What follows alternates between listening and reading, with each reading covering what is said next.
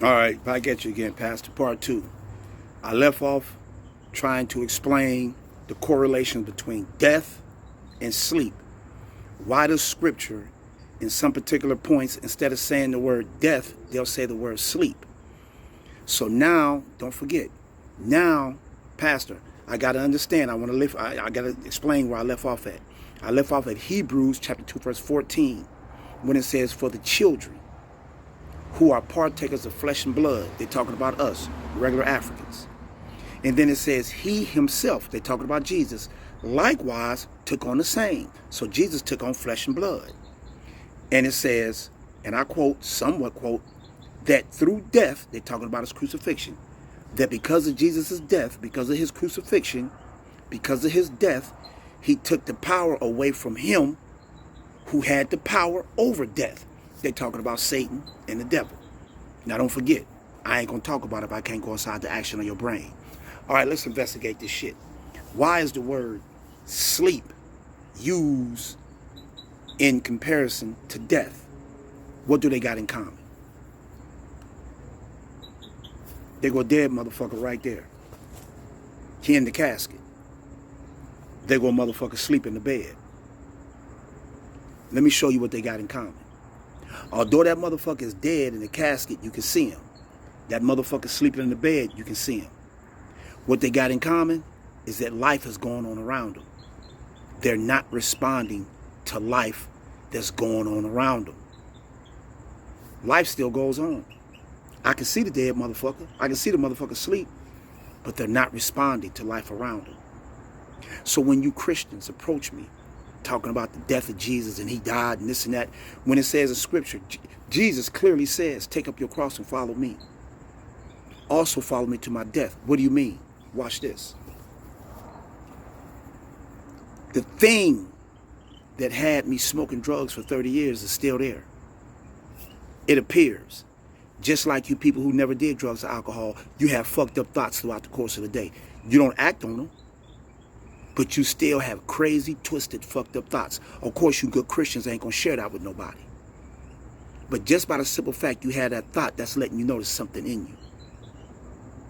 Like I said before in the last video, I am not under the impression that I'm dead to drugs and alcohol.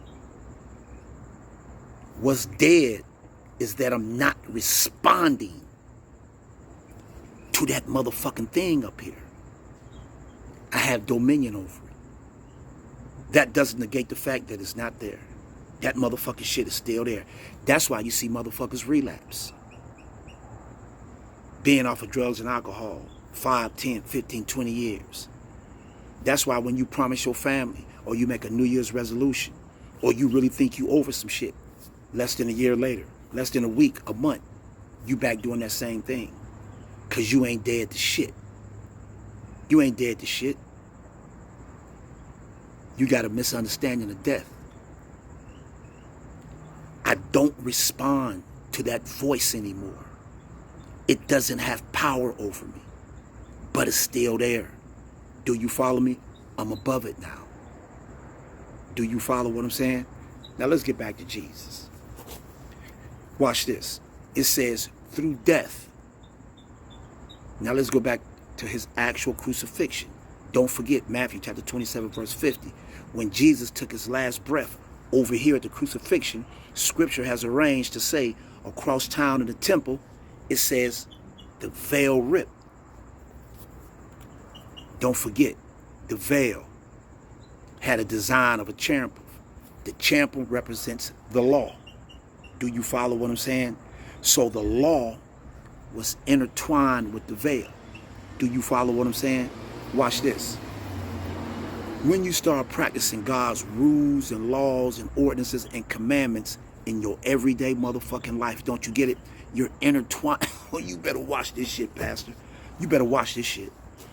When you start practicing God's rules and laws and ordinances and commandments in your everyday trials and tribulations, what you're doing is you're intertwining the law in the veil.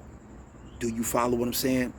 The law, as long as I start listening to the law of God, I couldn't be listening to this motherfucker. Do you follow me? Because this had me on drugs. Drugs and alcohol wasn't the problem. It was the action going on in my brain that in which that'll make me reach forth my hand and touch the drugs and alcohol. That action, that voice, that in which that governs my mind, that kept me on drugs for 30 years, was superseded by the laws of God. I ain't claiming I'm a motherfucking Christian, nigga. Do you follow what I'm saying? Like you Christians be doing. All I'm saying is I know the spiritual blueprint, motherfucker. To come from under the bondage and the power of my disease, rapist, murderous mindset that I have inherited from my ancestors' oppressors. I'm above that shit. I ain't saying I'm a perfect motherfucker. Do you follow what I'm saying? But some shit that used to plague me in my life, it don't have power over me no more. It has no more power. Because when I started practicing God's rules and laws, it superseded the government of my mind. It took the power from me. It took the desire and the urge and the weakness that I had. Do you follow what I'm saying? It ripped that shit. That's where the death come in at. Do you follow what I'm saying, Pastor? Yeah.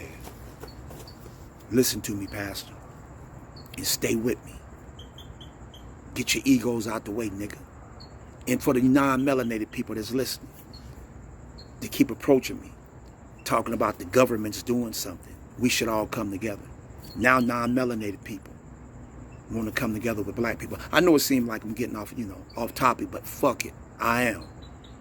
But I just want to throw a shout out because I know some particular people listening to this. When you approach me at the barbershop, talking about we should come together because the government's doing something. Newsflash, non-melanated people. The government always been doing something to us. But now that the shit affecting y'all, now y'all want to come together. See, that's that selfish shit. They always been doing something to melanated people. But now y'all white people starting to feel the crunch of that shit. Now y'all want to come together. Fuck that shit. Like I said, we can work together. I can correlate and intermingle with other people who don't look like me. But when it comes to spirituality, y'all can't trick me. Because see, that's why the name of the tree was called the tree of knowledge of good and evil. It represents the thing that rapist, murderous mindset, not only local, but on the outside of my body too. They'll come at you with good shit. Did you catch it? They'll come at you with good shit. As soon as they get in, the nature of them will pop up, which is evil.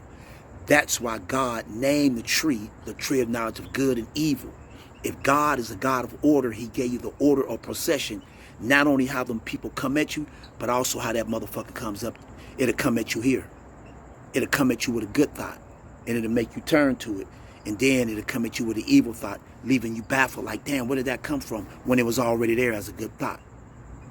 The action, the rapist, murderous mindset that we have inherited from our ancestors' oppressors, not only bespeaks of the action going on in your brain, but it also bespeaks of those people. That's what's going on in Mississippi, that legislative shit, and in Tennessee. Y'all tripping like it's 2023. Look what they doing. They haven't changed. A serpent can't change his movements. Let me get back to my shit. Do you follow what I'm saying? Pastor, what I'm going to do is I'm going to cut this video short, and I'm going to go to part 3, nigga. Stay tuned, y'all.